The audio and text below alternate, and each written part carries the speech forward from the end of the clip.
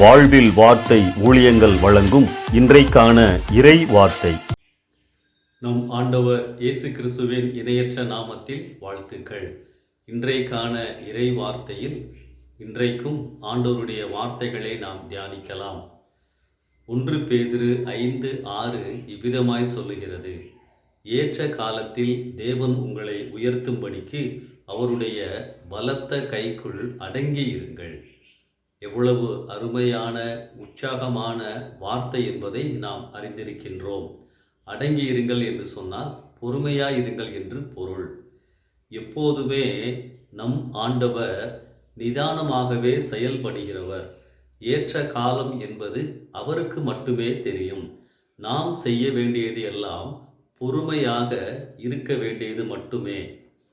வேதத்தில் தாம் தெரிந்து கொண்ட மனிதர்களை அவருடைய வேளையில்தான் அழைத்துள்ளார், உயர்த்தியுள்ளார் என்பதை நாம் அறிந்து கொள்ள முடியும். இன்றைக்கு 3 மனிதர்களின் வாழ்க்கையில் ஆண்டவர் செயல்பட்டதை தியானிக்கலாம். அரண்மனை வாழ்க்கைக்கு பிறகு 40 வருடங்கள் மோசேயினுடைய வாழ்க்கை மாறுபட்ட சூழலில் இருந்தது. ஆடு மாடுகளை வைத்து கொண்டிருந்தார்.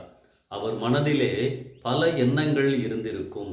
நான் அரண்மனையில் வளர்ந்தவன், கல்வியில் தேறினவன், பல காரியங்களை செய்ய முடிந்தவன், திறமையானவன். ஆனால் வீணாக வனாந்தரத்திலே வாழ்கிறேனே என்று சொல்லி எண்ணியிருப்பார்.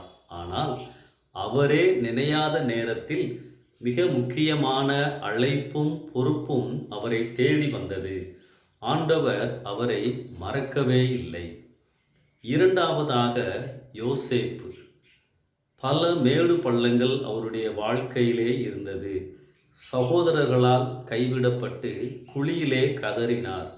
சிறைச்சாலை காலங்கள் தன் தகப்பனை வீட்டை நினைத்து வருந்தியிருக்கும் நாட்களாக இருந்திருக்கும்.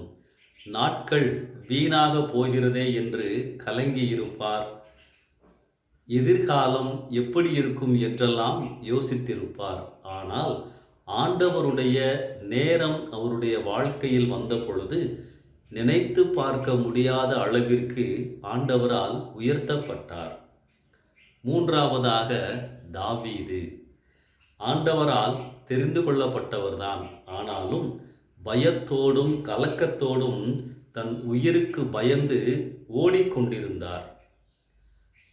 சவுலை கொல்லுவதற்கு 2 முறை வாய்ப்பு கிடைத்தும் குறுக்கு வழியில் தன் முன்னேற்றத்தை தேடவில்லை. தேவனுடைய நேரத்தில் உயர்த்தப்பட்டார். இஸ்ரவேலின் ராஜாவானார். அன்பானவர்களே, இந்த 3 சம்பவங்களும் இன்றைக்கு எனக்கு என்ன சொல்லுகின்றது? என் திறமைகள் வீணாக்கப்படுகிறது என சோர்ந்து விட்டீர்களா? என்னை நிரூபிக்க காண்பிக்க வாய்ப்புகள் இல்லையே என்று நினைக்கிறீர்களா? உயர்வு வருமா என்று சந்தேகப்படுகிறீர்களா? மோசேயை, யோசேப்பை, தாவீதை மறக்காத தேவன் உங்களுடைய தேவன். உங்களுடைய எல்லா நிலைகளையும் நிலைமைகளையும் தேவன் பார்த்து கொண்டுதான் இருக்கிறார். கர்த்தருடைய வார்த்தைகள் ஒரு நாளும் மாறுவதில்லை. நீங்கள் அவருடைய வளையத்திற்குள் தான், அவருடைய கரத்திற்குள் தான் இருக்கிறீர்கள். ஏற்ற வேளை உங்களுக்கு கட்டாயம் வரும். பொறுமையாயிருங்கள். கர்த்தரின் தாமதங்கள் எப்போதுமே அற்புதங்களில் தான் முடியும். உண்மையுள்ளவர் உங்களை உயர்த்துவார். கலங்காதிருங்கள். ஏற்ற நேரம் உங்களுக்கு உண்டு.